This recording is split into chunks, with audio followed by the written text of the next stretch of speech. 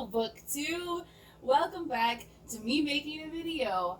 It doesn't happen that often, and we're rolling with it.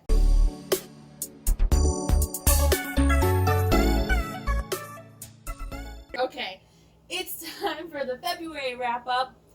It's the middle of March, so what better time than to do my February wrap-up?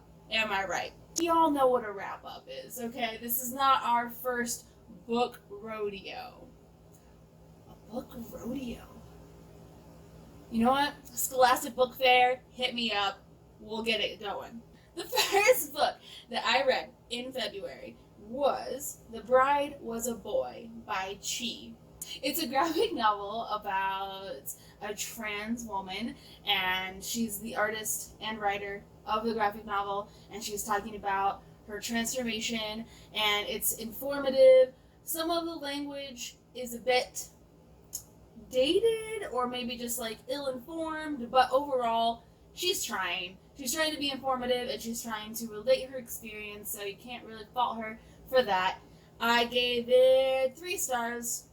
You know, it was cute, and yeah, I mean, what was short? What more could you really want in that regard? All right.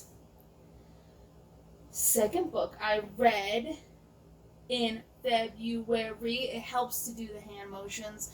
I'm a motion talker. All right. The second book that I read. Is my cat in here? Hi, baby. I love you. Oh, you look so sleepy. Oh, my sweet baby angel. Anyways, the second book that I read in February is Mermaid by Carolyn Turgeon. It's kind of essentially a Little Mermaid retelling. It's very short, and it's like very straightforward, a little too straightforward. There's a love triangle. You know, the main dude in it wasn't it for me. Lacked a personality, really. Was kind of a player, and like, I don't know. I thought both of I thought the mermaid and like the human love interest should have like ended up together. Screw this guy over here. He's basic as fuck. Let's hook up, because like, and it's written in a way that it kind of seemed like that was going to happen, but y'all ain't ready for that. So I gave it 3 stars. It was a little too standard, a little too straightforward. The male lead was not interesting at all. Don't know why both of these girls like him. Moving on. The third book that I read was Faith Ringgold by Lisa E. Farrington. So basically, it's a collection of the artist's work. Faith Ringgold is an artist. I think I'm pronouncing that name correctly. I hope so. She is a brilliant artist working in these huge story tapestries. She's an African American artist, and it just kind of chronicles her work and like her style development. And yeah, I give it 5 stars. It was really inspirational as an artist. If you're interested in art and you're interested in kind of the fabric arts, multimedia, and you want to read more about African American artists, Black artists, it's a good read. Alright, nailed it. Next book I read was Cannonball by Kelsey Rotten. I like Rotten better. That like sounds kind of badass and punk. I gave it 3 stars. It's a graphic novel about someone who is trying to be a writer, but they don't really seem to like writing or what they write. They don't really seem to like anything. They're kind of a jackass and an alcoholic, and that's never really like taken care of or like, yeah. So queer representation, dope. The artwork, dope. The main character and like the lack of a point. I don't know. I didn't really like it. I wish that I did. I wish that the characters were likable. I wish that the main character was likable, and I wish that like the issues of her being kind of a shitty person and her having alcoholism were resolved or like even like discussed, but they kind of just weren't. So, I don't know. I gave, 3 stars for that one. Moving on. Black Enough, Stories of Being Young and Black in America by E.B. Zaboy. I feel like most people on BookTube have read this. I gave it 3.5 stars. It's a collection of stories, so it's, anthologies are hard to rate for that reason. I felt like most of them, I don't know. It just felt a little, and, okay. It's also hard for me to rate because I am not a person of color. I'm not a black person. I'm not a young black person living in America. So I cannot relate to these stories the same way. But to me, and call me out if this is a problematic thing to say, because I don't know. And I will greatly appreciate being informed on the matter. But they seemed classist. All of the stories, or the majority of the stories, were like about people middle class and above, like well-off people. And I feel like it's such a small spectrum of people. I can't relate to it. I grew up very poor.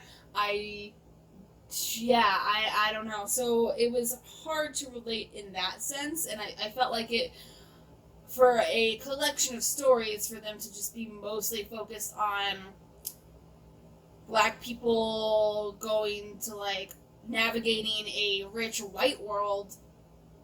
I don't know. It felt a little too specific in experience.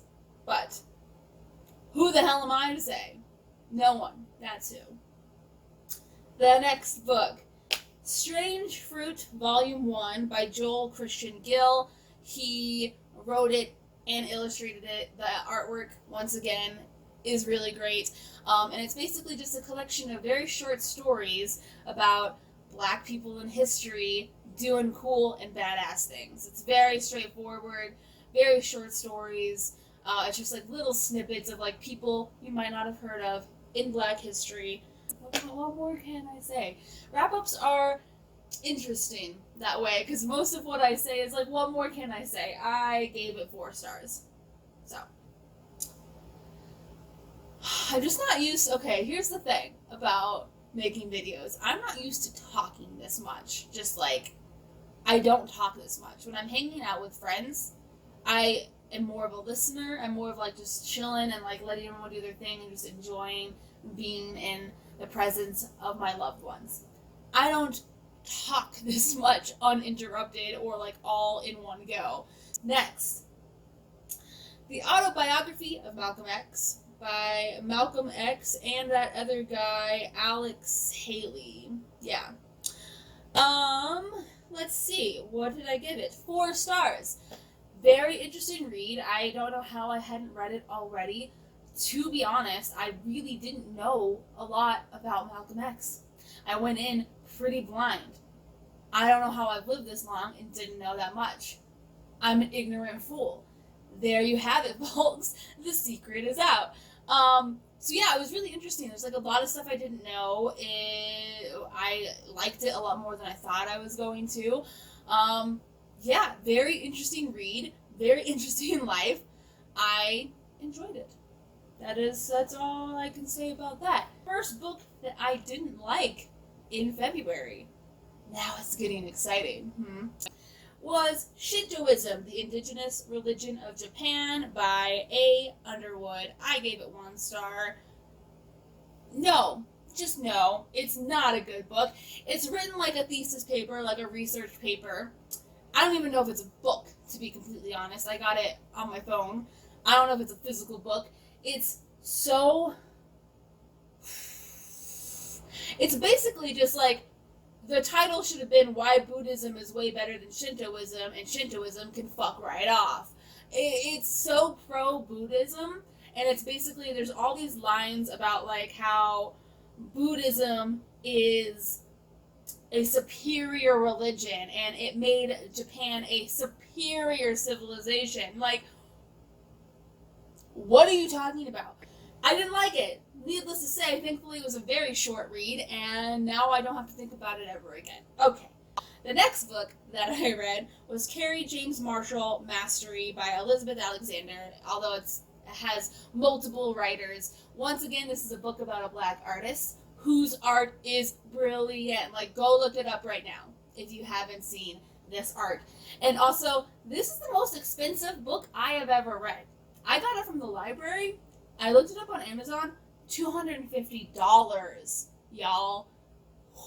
The artwork's amazing, and the only thing that I will say is that it's written, there's like essays about his work by different art critics or art world people. And the first one is so obnoxiously art world. Like, I can't even understand half of what you're going the fuck on about, and I'm in the art world. So the way it was written was so freaking pretentious. But once I got past that one essay, and the rest were fine. Yes, but it was really a struggle. I didn't know if I was going to be able to finish reading it. Artwork though is amazing. I gave it 4 stars. Wait, that's it. I was ready to talk about more books. That was the last book that I read in February. 9 books read in February. Little low. I also started 2 books in February that are really long, so I'm not going to be able to finish them. I probably won't even finish them through March. It's March 17th right now, so. And I read them at work, so I only read them on my lunch break. So I only read 5 to 10 pages a day. One of the books that I'm reading at work is Black Women in White America, a documentary history by Gerda Lerner, who's the editor. So basically it is a collection of diaries, letters, news, articles, research, all of this stuff talking about the different experiences of Black women in white America from slavery, and it's all real. This is real accounts, real history, all put together. And I think that's what's so brilliant, because we talk about slavery in America, but it's can you wrap your mind around it? It really happened. I think it's talked about as a myth, a creation myth of America, if you will. And it's dude, no, these are real people's real life experiences. So it was published in 1973. So it kind of chronicles the history and experiences of Black women from slavery until the 1960s-ish. So there's a lot to cover there. A lot of experiences. It's so good. I highly recommend it. It's thick. It's a thick boy. It's 620 pages. But it's so good. And the other book that I am reading at work is The Ethical Slut by Dozie Easton and Catherine Lists.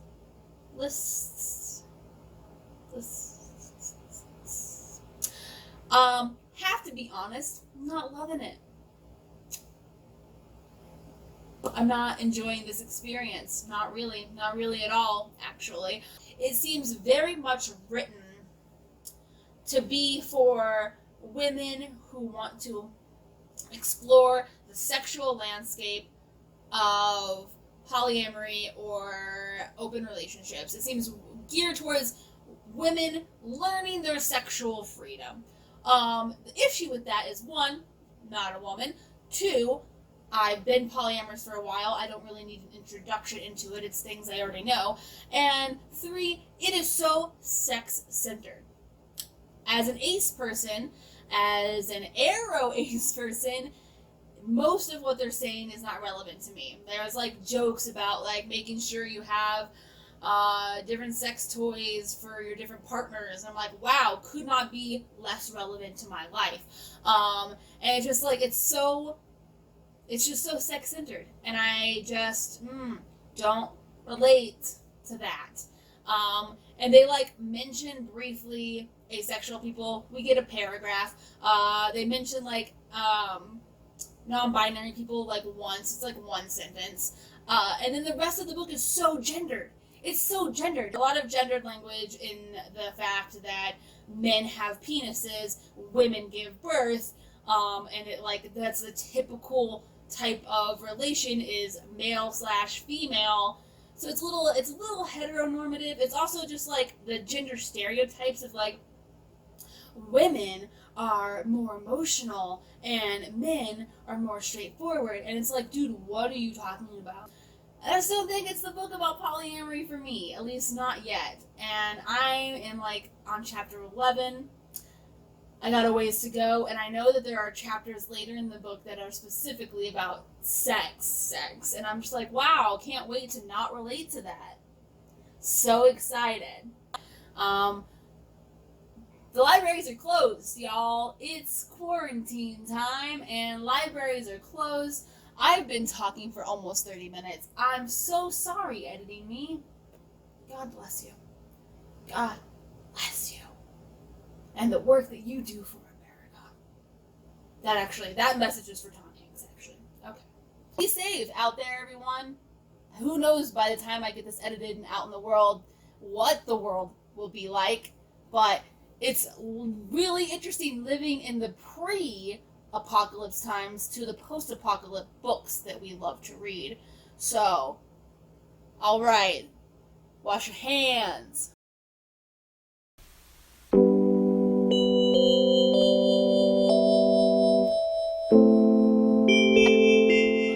Why am I like this? So much is getting cut. I'm like boring today.